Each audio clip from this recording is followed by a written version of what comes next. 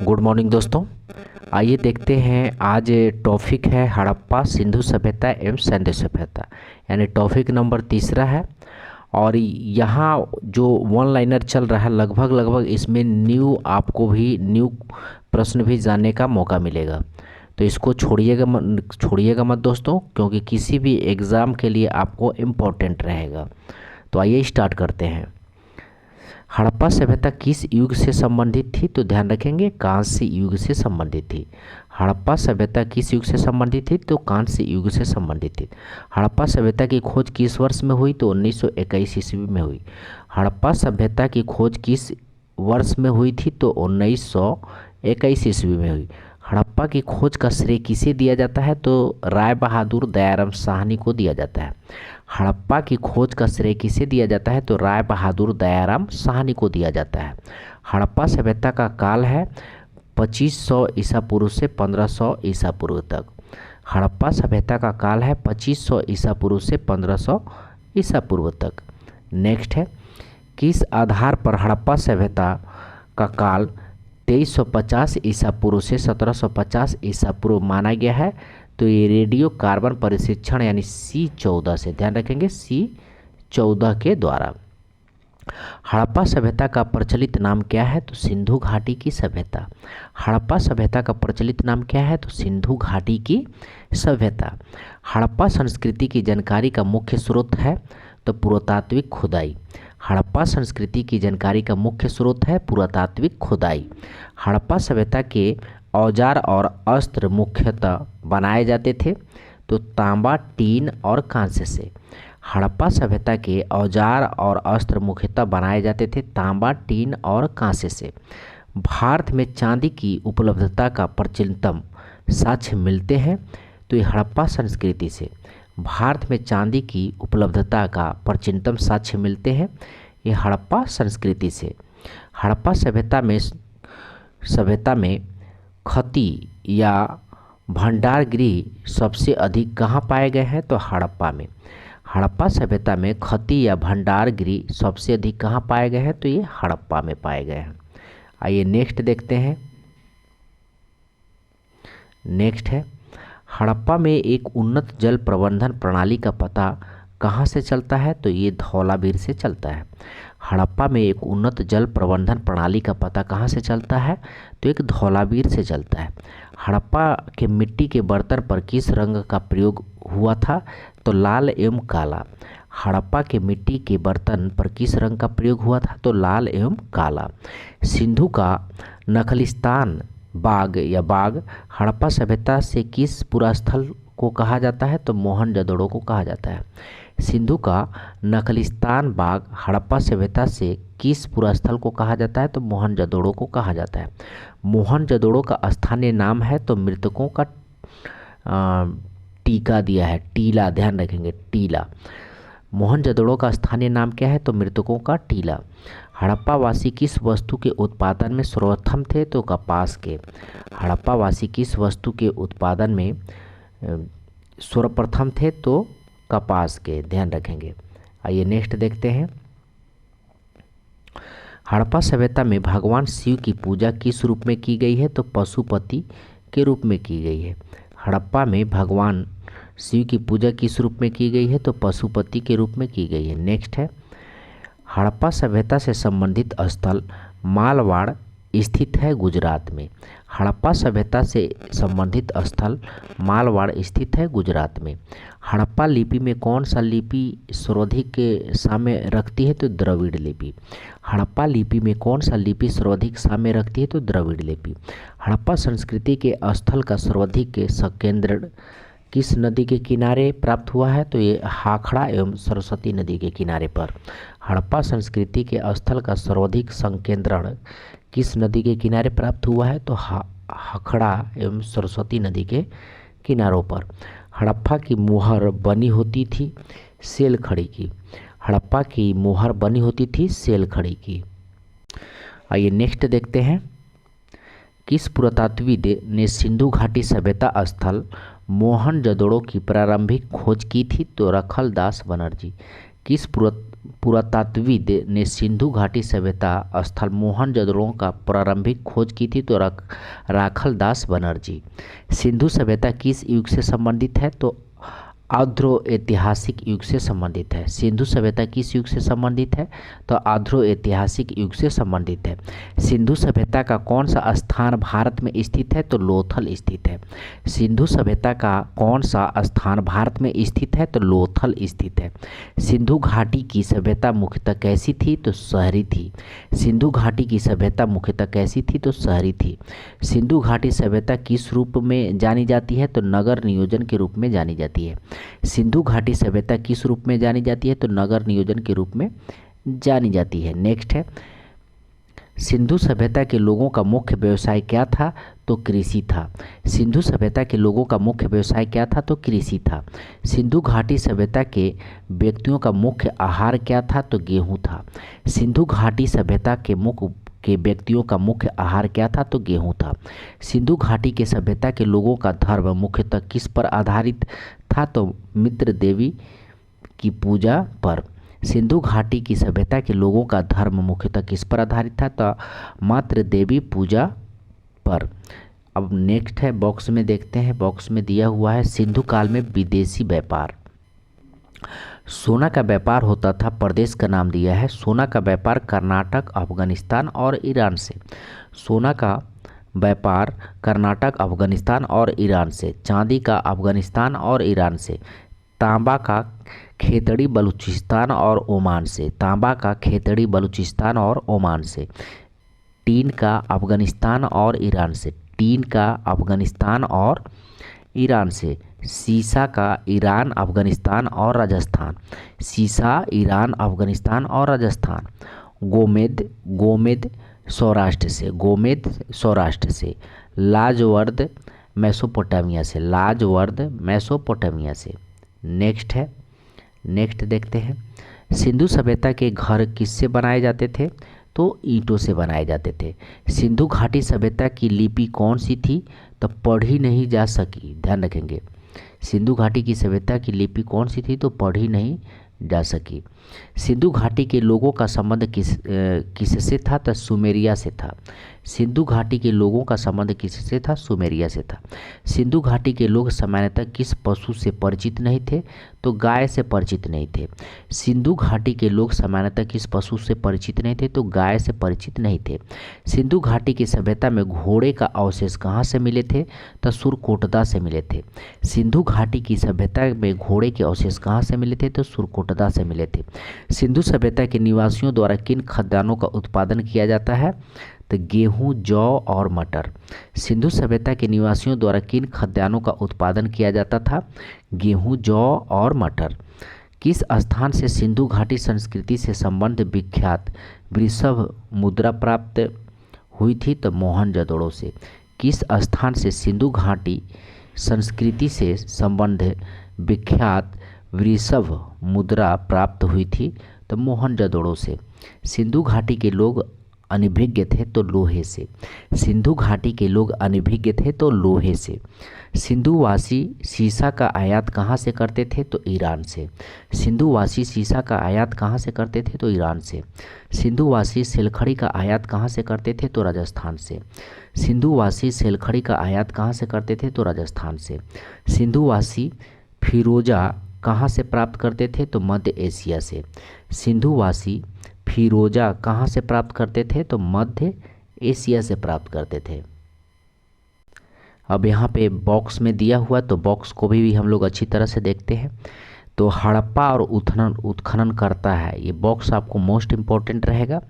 तो हड़प्पा का उत्खनन करता कौन है? तो दयाराम साहनी एवं माधव स्वरूप वत्स। ध्यान रखेंगे, दयाराम साहनी एवं माधव स्वरूप वत्स 1921 ईस्वी में। और हड़प्पा कौन सा नदी के किनारे है? तो रावी नदी के किनारे। हड़प्पा जो है रावी नदी के किनारे, ध्यान रखेंगे। और पाकिस्तान का मोंटगोमरी जिला में है। पाकिस्तान का मोंटगोमरी जिला में है। मोहनजोदड़ो रखलदास बनर्जी। मोहनजोदड़ो रखलदास बनर्जी और 1922 में। और ये सिंधु नदी के किनारे है। पाकिस्तान का सिंध प्रांत का लरकाना जिला में है। सूतका गेंडोर सॉरी, तो सूतका गेंडोर आर एल स्टाइन उत्खनन करता थे और 1927 में, और ये दशक नदी के किनारे है और पाकिस्तान के बलूचिस्तान प्रांत में। और चुनहु दड़ों का उत्खनन करता है ANG मजुमदार है 1931 ईस्वी में। ये सिंधु नदी के किनारे है और पाकिस्तान के सिंध प्रांत में।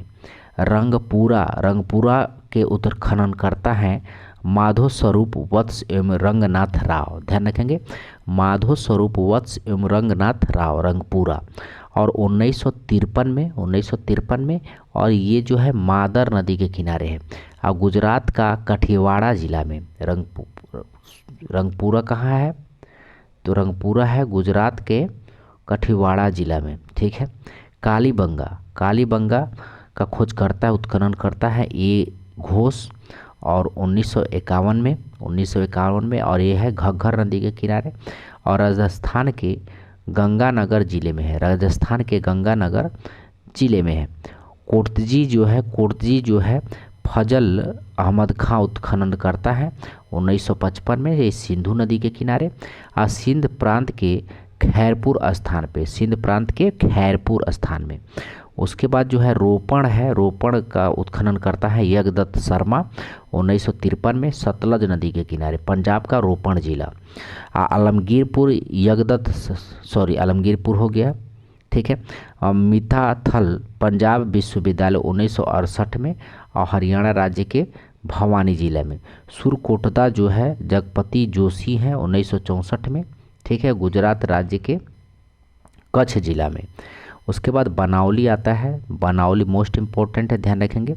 रविंद्र सिंह बिष्ट है 1973 से 74, और रंगोई नदी के किनारे, और हरियाणा के हिसार जिला में बनावली पड़ता है। और धौलावीरा रविंद्र सिंह बिष्ट है। बनावली और धौलावीरा रविंद्र सिंह बिष्ट दोनों का ध्यान रखेंगे। ये बनावली रंगोई नदी के किनारे और धौलावीरा लूनी नदी के किनारे, जो कच्छ के रण में गायब हो जाती है। ये गुजरात के कच्छ जिला में पड़ता है। आइए अब नेक्स्ट देखते हैं। नेक्स्ट है सिंधुवासी उपासना नहीं करते थे तो विष्णु का उपासना नहीं करते थे। सिंधुवासी उपासना नहीं करते थे, विष्णु का उपासना नहीं करते थे। सिंधु सभ्यता के किस स्थान से बुना हुआ कपड़ा प्राप्त हुआ है, तो मोहनजोदड़ो से प्राप्त हुआ है। सिंधु सभ्यता के किस स्थान से बुना हुआ कपड़ा प्राप्त हुआ है, तो मोहनजोदड़ो से प्राप्त हुआ है। सिंधु घाटी के लोग विश्वास करते थे, मित्र शक्ति में विश्वास करते थे।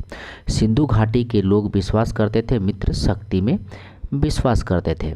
सिंधु घाटी सभ्यता के लोग किस धातु के सिक्के का प्रयोग करते थे, तो कांस्य के सिक्के का प्रयोग करते थे। सिंधु घाटी सभ्यता के लोग किस धातु के सिक्के का प्रयोग करते थे, तो कांस्य का प्रयोग करते थे। सिंधु सभ्यता में दास प्रथा का अनुमान किससे लगाया जाता है, तो श्रमिकों के लिए निर्मित आवास द्वारा लगाया जाता है। सिंधु सभ्यता में दास प्रथा का अनुमान किससे लगाया जाता है, तो श्रमिकों के लिए निर्मित आवास द्वारा लगाया जाता है। सिंधु घाटी सभ्यता में किस स्थल से घरों में कुएं का अवशेष मिला है, तो मोहनजोदड़ो से मिला है। सिंधु घाटी सभ्यता में किस स्थल से घरों में कुएं के अवशेष मिले हैं, तो ये मोहनजोदड़ो से मिला है। किस सिंधुकालीन स्थल से एक ईंट पर बिल्ली का पीछा करते हुए कुत्ते के पंजों के निशान मिले हैं, तो चुनहु दड़ों से मिले हैं। किस सिंधुकाल स्थल से एक ईंट पर बिल्ली का पीछा करते हुए कुत्ते को पंजों का निशान मिला है, तो ये चुनहु दड़ों से मिला है। नेक्स्ट है सिंधु सभ्यता का पतन नगर या बंदरगाह ये लोथल है, ध्यान रखेंगे। किस स्थल से युगल सावधान या दिस्व संस्कार का प्रमाण मिला है, तो लोथल से मिला है। किस स्थल से युगल समाधान या दिस्व संस्कार का प्रयोग मिला है, तो ये लोथल से मिला है। सिंधु सभ्यता की मोहरों पर बने स्वास्तिक के चिन्ह से किस देवता की उपासना का अनुमान लगाया जाता है, तो सूर्य देवता का लगाया जाता है। सिंधु सभ्यता की मोहरों पर बने स्वास्तिक के चिन्ह से किस देवता की उपासना का अनुमान लगाया जाता है, तो सूर्य देवता का लगाया जाता है। सिंधु सभ्यता का समूचा क्षेत्र कैसा है, तो त्रिभुजकार है। सिंधु सभ्यता का समूचा क्षेत्र कैसा है? त्रिभुजकार है। सिंधु सभ्यता के विस्तार कहाँ से कहाँ तक है? तो पूर्व में आलमगीरपुर है, पूर्व में है। सिंधु सभ्यता का विस्तार कहाँ से कहाँ तक है? तो पूर्व में आलमगीरपुर, पश्चिम में सुतकोटगढ़ है और उत्तर में भांडा तथा दक्षिण में दैमाबाद। नेक्स्ट है, सिंधु सभ्यता में मोहरों पर किस पशु का सर्वाधिक उत्कीर्णन हुआ है? तो कुबड़ वाला वृषभ यानी सांड का।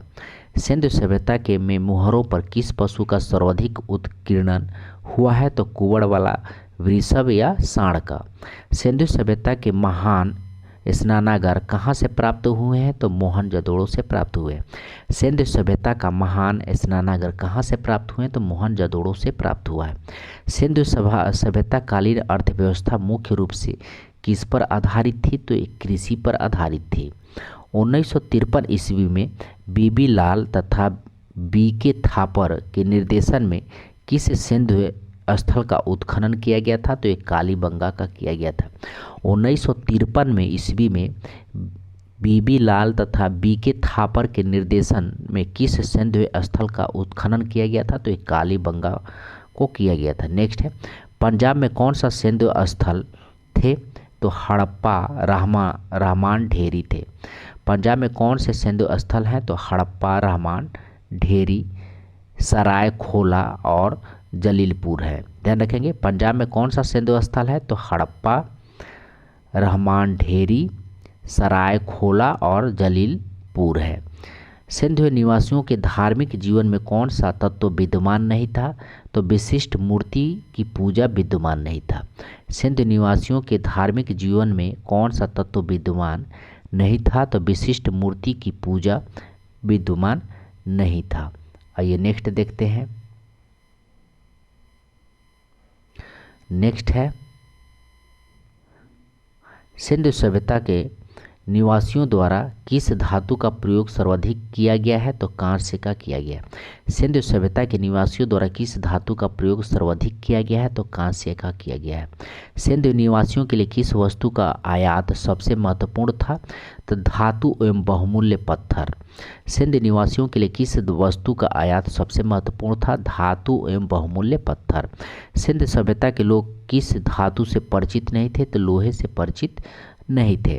सिंधु सभ्यता के लोग किस धातु से परिचित नहीं थे? तो ये जो है लोहे से परिचित नहीं थे। सिंधु सभ्यता को कहाँ के लोग बसाया था? तो भूमध्य सागरीय लोग। सिंधु सभ्यता को कहाँ के लोग बसाया था? तो भूमध्य सागरीय के लोग। सिंधु सभ्यता के लोग कौन सी सामान का उपयोग आभूषण के निर्माण में करते थे? तो आभूषण के निर्माण में सोना, चांदी, ताम्र, हाथी का दांत, तंत्र एवं हड्डियों का उपयोग करते थे। सिंधु सभ्यता के लोग कौन सी सामान का उपयोग आभूषण के निर्माण में करते थे? तो सोना, चांदी, ताम्र, हाथी के दांत एवं हड्डियों का करते थे। सिंधु सभ्यता से संबंध किन स्थलों से चावलों की खेती का प्रमाण मिले हैं?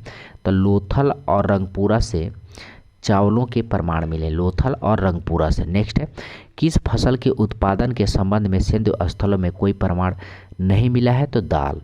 किस फसल के उत्पादन के संबंध में सिंधु स्थलों में कोई प्रमाण नहीं मिला है? तो दाल का कोई प्रमाण नहीं मिला है। सिंधुकालीन नगरों में किन दो नगरों का प्रयोग संभवतः राजधानी के रूप में किया गया? तो हड़प्पा और मोहनजोदड़ो। सिंधुकालीन नगरों में किन दो नगरों का प्रयोग संभवतः राजधानी के रूप में किया गया? तो हड़प्पा और मोहनजोदड़ो में। सिंधुकालीन मोहरों से जानकारी मिलती है तो लिपि तथा धर्म का। सिंधुकालीन मोहरों से जानकारी मिलती है लिपि तथा धर्म का। किस सिंधुकालीन पुरास्थल से हाथी दांत की बनी वस्तुएं मिलती है? तो लोथल से। किस सिंधुकालीन पुरास्थल से हाथी की बनी वस्तुएं मिली है? तो लोथल से। अब तक सिंधु संस्कृति के कितने पुरास्थलों का उत्खनन हो चुका है? तो 2501। अब तक सिंधु संस्कृति के कितने पुरास्थलों का उत्खनन हो चुका है? तो 2501। आइए नेक्स्ट देखते हैं। प्राक सिंधु संस्कृति थी, एक ग्रामीण थी। प्राक सिंधु संस्कृति कैसा था? तो ग्रामीण था। नवपाषाण युग की कौन सी विशेषता है? तो प्रारंभिक कृषि संस्कृति। नवपाषाण युग की कौन सी विशेषता है? तो प्रारंभिक कृषि संस्कृति। भारत में खोजा गया सबसे पहला पुराना शहर कौन सा था? तो हड़प्पा था। भारत में खोजा गया सबसे पहले पुराना शहर कौन सा था? तो हड़प्पा था।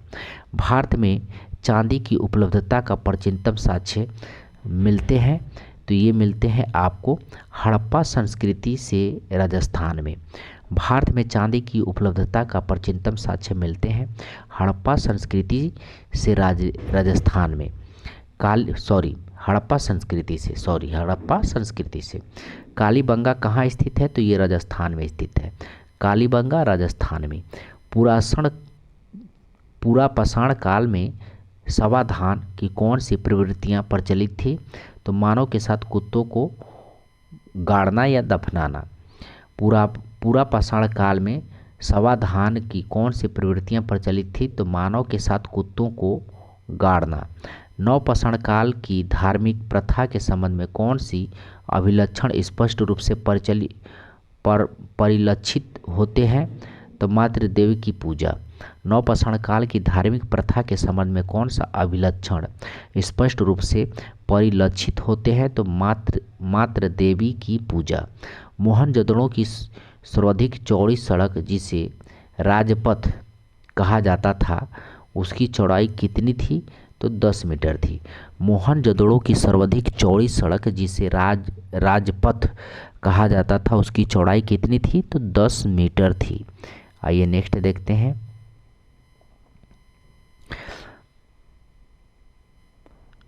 नेक्स्ट है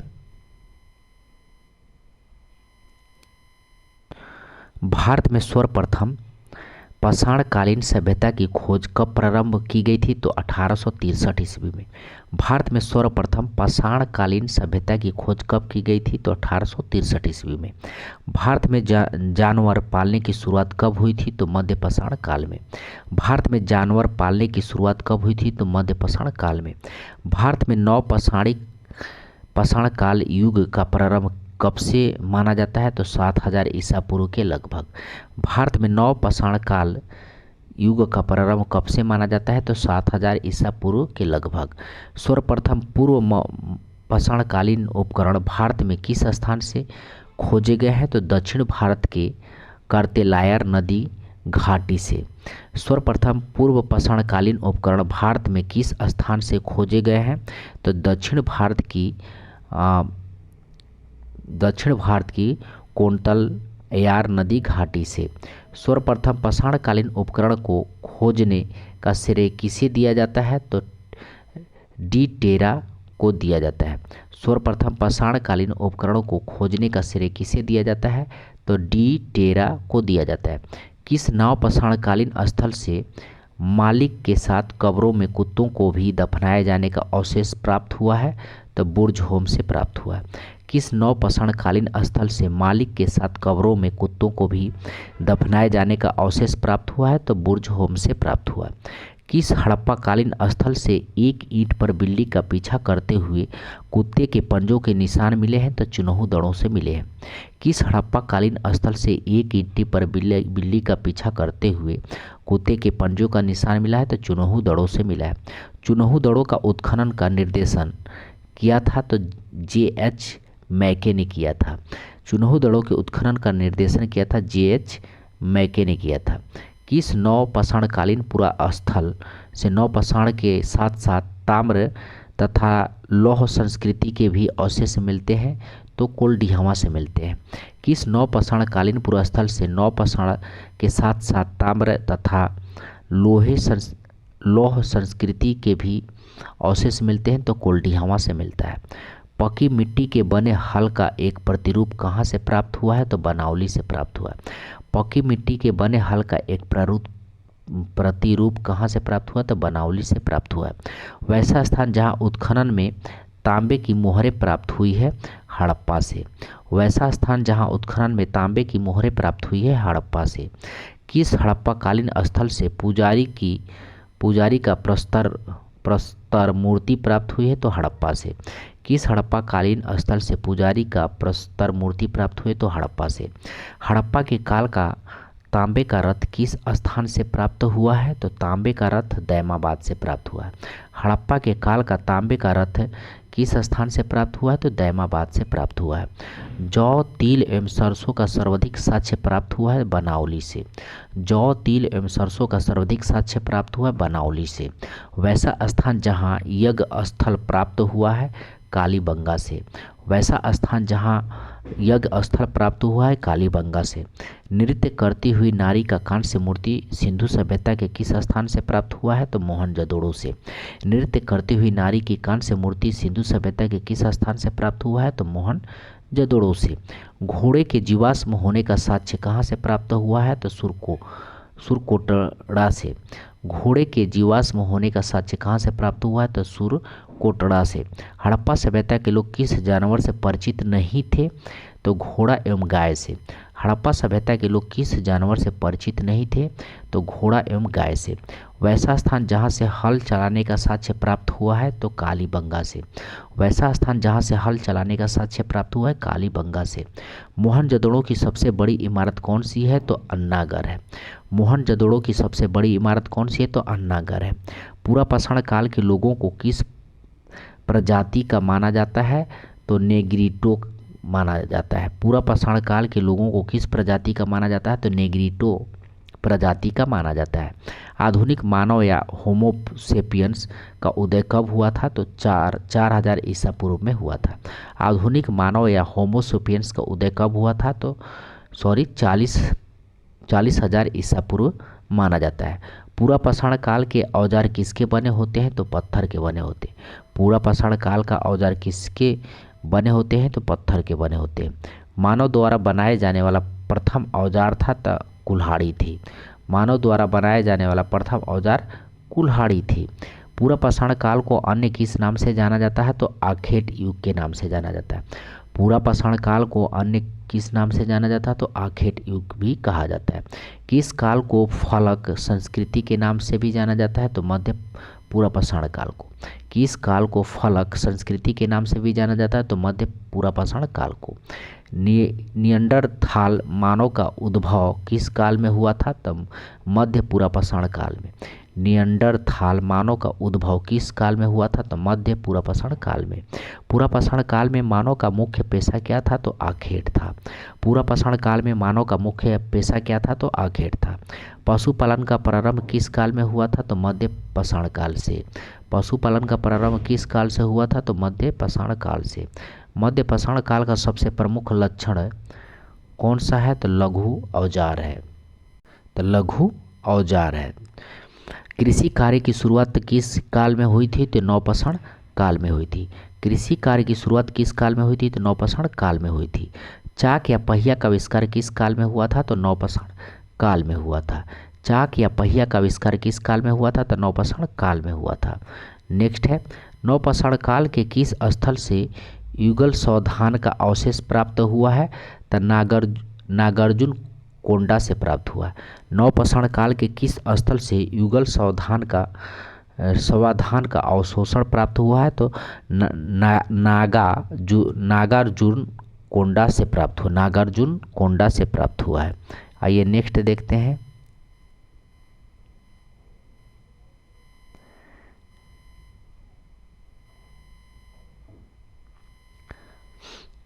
नेक्स्ट है, मातृ देवी की प्रतिमा कहाँ से प्राप्त हुई है? तो इनाम गांव महाराष्ट्र से प्राप्त हुई है।